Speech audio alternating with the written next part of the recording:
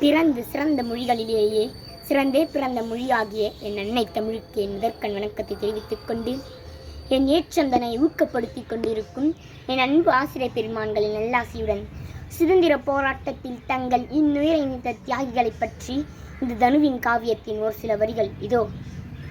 வாணிபம் என்ற பெயரால் நம் இந்திய திருநாட்டில் நுழைந்து நம் இயற்கை வளங்களை எல்லாம் கபலீகரம் செய்யும் நோக்கத்துடன் நம்மை எல்லாம் அடிமைகளாக்கி இந்திய மக்களையும் அதன் தலைவர்களையும் கொன்று குவித்த ஆங்கிலேயர்களின் செயல்களை தாங்கிக் கொள்ள முடியாமல் அவர்களை எதிர்த்து போராடியதே இந்திய சுதந்திர போராட்டம்.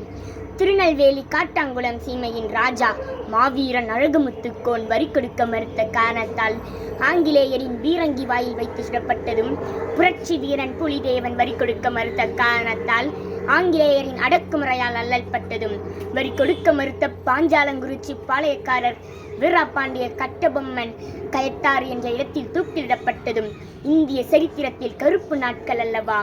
சிவகங்கை சீமை மருது பாண்டிய சகோதரர்கள் சின்ன மருது பெரிய மருது இருவரையும் 1801 செப்டம்பர் 30 தூக்கிலிடப்பட்டது. வெள்ளையனே வெளியேறு சரித்திரத்தில் கலந்தும் வரிகோடா இயக்கத்தில் கலந்து கொண்டதற்காகவும் அண்ணல் காந்தியடிகளுக்கு 6 ஆண்டுகள் சிறை தண்டனை. கோடீஸ்வர குடும்பத்தில் பிறந்தாலும் நம் நாட்டு விடுதலைக்காக அயராடு பாடுபட்டு சுமார் 10 ஆண்டுகள் சிறை தண்டனை அனுபவித்த நம் நாட்டில் முதல் பிரதமர் பண்டித ஜவஹர்லால் நேரு மத்திய சட்டமன்றத்தில் வெடிகுண்டு வீசிய குற்றத்திற்காக பஞ்சாப் சிங்கம் பகத்சிங், சுகதேவ் மற்றும் ராஜகுரு ஆகியோரை தூக்கிலிடப்பட்ட சம்பவம் இந்திய மக்களின் ஆவேசத்திற்கு அடிக்கோலியது.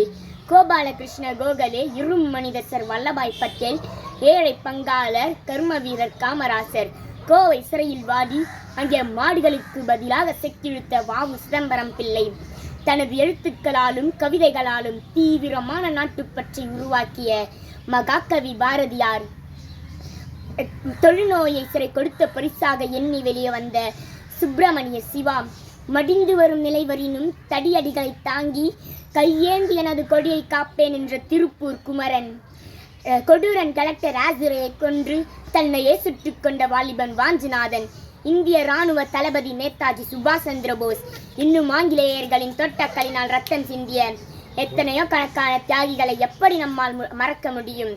ஆணுக்கு பெண் நிகரில்லை என்பது போல் 1780 ஆங்கிலேயரை எதிர்த்து போராடி ஆங்கிலேயரை வென்ற முதல் பெண் வேலு நாச்சியார். உப்பு சத்தியாகிரகத்தில் கலந்து சிறை சென்ற முதல் பெண் ருக்மணி லட்சுமிபதி.